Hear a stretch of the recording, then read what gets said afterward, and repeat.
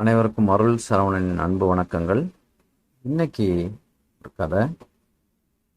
கதையில் ஒரு வகுப்பு ஆசிரியர் அந்த பசங்களுக்கெல்லாம் வகுப்பு எடுக்கிறாரு. வகுப்பு எடுக்கும்போது கையில் ஒரு கிளாஸ் வச்சுருக்காரு.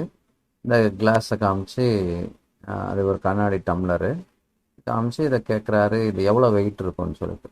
ஒவ்வொருத்தர் ஒரு ஒரு எடையை சொல்கிறாங்க. இப்போ அவர் சொல்கிறாரு, சரி இது எடை இருக்கட்டும், இதை நான் ஒரு மணி நேரம் பிடிச்சா என்ன நடக்கும்? அங்கேருந்து பதில்கள் வருது, சார் கை வலிக்கும். இது ஒரு 2 மணி நேரம் பிடிச்சா கைகள் மறுத்து போகும். இதே ஒரு 4 மணி நேரம் அந்த டம்ளர் தூக்கி பிடிச்சோன்னா என்ன நடக்கும்?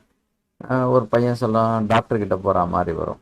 சரி, இந்த டைமில் அந்த 4 மணி நேரம் தூக்கி பிடிச்சிருந்தா அந்த கிளாஸோட எடை கூடுமா குறையுமா, இல்லை அதே எடை இருக்குமா அப்படின்னு கேட்குறாரு.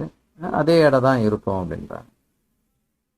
ஆனால் அதே எடை இருக்கக்கூடியதை ஒரு 2 நிமிஷம் பிடிக்கும் போது ஈஸியாகவும், அதையே ஒரு 10 நிமிஷம் பிடிச்சா கஷ்டமாகவும், 1 மணி நேரம் பிடிச்சா மிக கடினமாகவும், 4 மணி நேரம் பிடிச்சோன்னா ஆஸ்பத்திரிக்கு போகிற அளவுக்கான ஒரு வலியை உண்டாக்குது. இதே மாதிரி தான் வாழ்க்கையில் நமக்கு வரக்கூடிய பிரச்சனைகளை நம்ம தூக்கி பிடிச்சிக்கிட்டே இருக்கிறதுனால நம்மளுடைய மனம், நம்மளுடைய உடல் எல்லாமே துன்பத்துக்கு ஆளாகுது.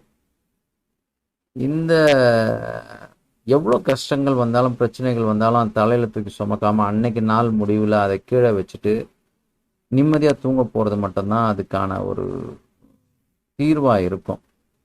ஏன் அப்படின்னா, தூங்கி எழுந்த பிறகு ஒவ்வொரு நாளும் நம்ம புத்துணர்ச்சியாகவும் புதுசாகவும் எழுந்துக்கலாம். ஒவ்வொரு பிரச்சனைகளும் அன்னைக்கு நாளோட அதை தூக்கி ஓரம் வச்சுடுங்க. ஓரம் வச்சுட்டு அன்னைக்கு தூங்க போனீங்கன்னா அது ஒரு நல்ல விடியலாக நமக்கு அமையும். இந்த கதையிலேருந்து ஏதாவது விளக்கமே தேவையில்லை. நம்ம எதுக்குமே மன இறுக்கத்துக்கு ஆளாகாமல் இருக்கிறது தான் முக்கியம். எதையும் ரிலாக்ஸாக நம்ம ஒவ்வொரு விஷயத்தையும் பண்ணுறதும் அதை எடுத்துக்கிறதும் தான் இதில் ரொம்ப முக்கியம். அந்த மாதிரி பண்ணோன்னா நமக்கு எல்லா விஷயங்கள்லையும் வெற்றி மட்டும்தான் கிடைக்கும். வாழ்த்துக்கள். வாழ்க வளமுடன்.